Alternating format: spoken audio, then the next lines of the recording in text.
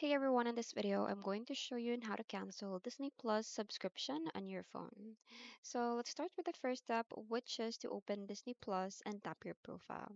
So just open it and then go to the top right and then tap account. Next is tap subscription. So inside the account, you have to tap your active Disney Plus plan to open the subscription details page. And then go ahead and scroll down and tap the red cancel subscription button at the bottom of the screen.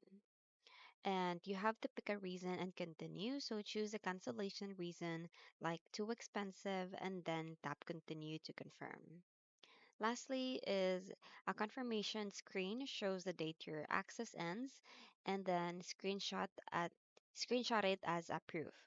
So that's pretty much it. That's very quick and easy. I hope you find this video helpful. Thank you for watching and I'll see you in my next one.